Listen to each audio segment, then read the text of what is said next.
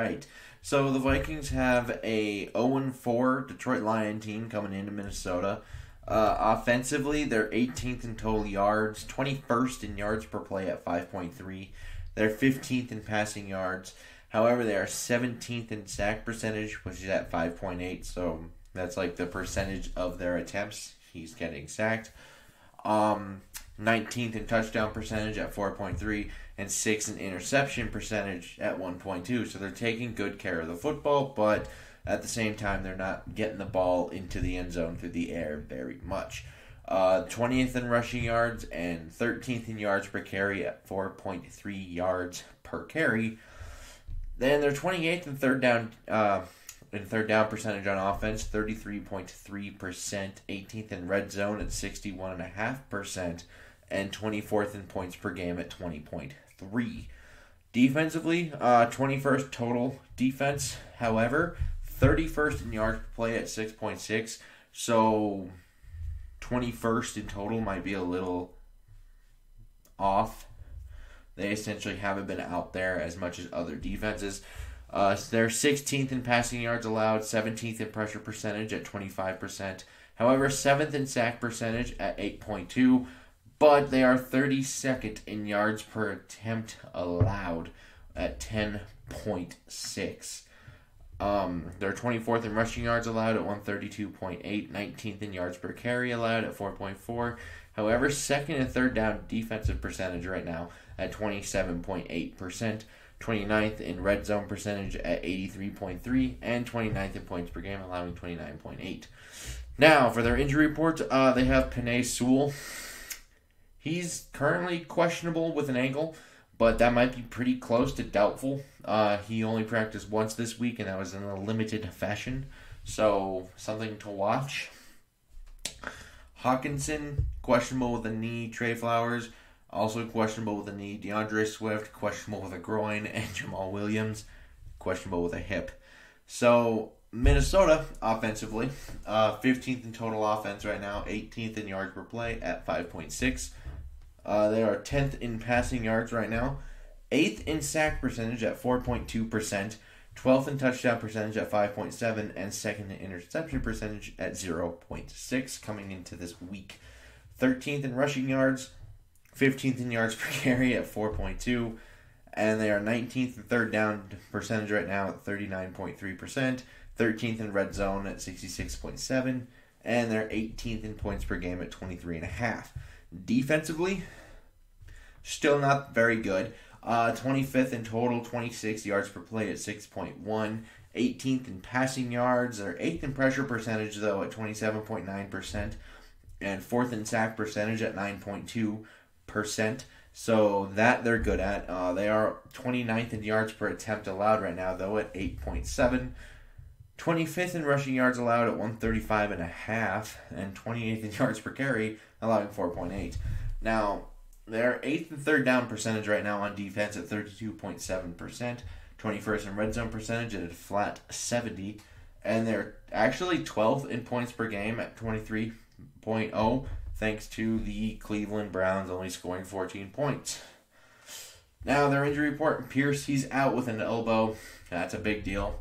Amir Smith-Marset, he's out with a toe. And Dalvin Cook is questionable with his ankle problem, but he's probably closer to a game-time decision. And yeah, now we're on to some real stuff. So, offensively, they need to get the run game going because I think their secondary might actually play a little bit into how the Vikings would like to play offense, which is they like to run the ball and then they like to hit play-action deep shots off of the runs.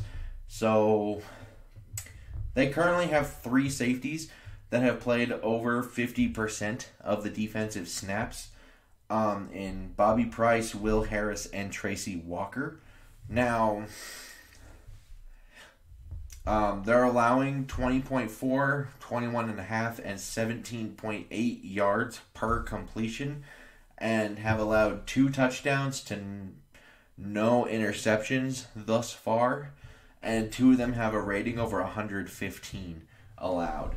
So I'm thinking there's a decent chance here they could hit some big plays over the top because, well, these safeties seem like even though the percentages aren't too horrible, 44.4%, 75%, and 50% when being thrown at, when they do, actually catch or allow catches to happen, they're happening quite far down the field. So you might actually be able to stretch this defense out pretty easily. And it's mostly just because they have a lot of people on injured reserve right now.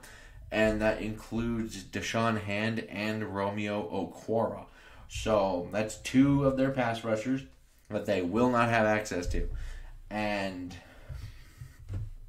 yeah, so as long as you can get that run game going, this should be okay. And I'm also thinking you should sit Dalvin Cook. Madison did just fine.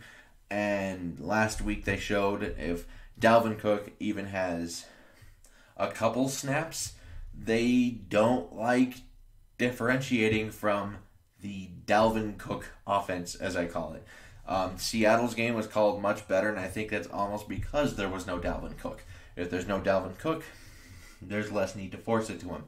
So, sit Dalvin Cook, who clearly isn't 100% anyway. Clint, just adjust, please. Halftime adjustments have been an issue for this team on offense. They kind of just, if they don't have a good game plan to start, it just doesn't ever take off. So, hopefully, Clint, adjust. Defensively. So, this offensive line could be down their top 3 tackles potentially. And they're going to be down their best guy for sure in Frank Ragnow. As Frank Ragnow, Taylor Decker, and Tyrell Crosby are all on injured reserve. And I think there's a pretty large question mark on whether or not Penei Sewell will actually play in the game.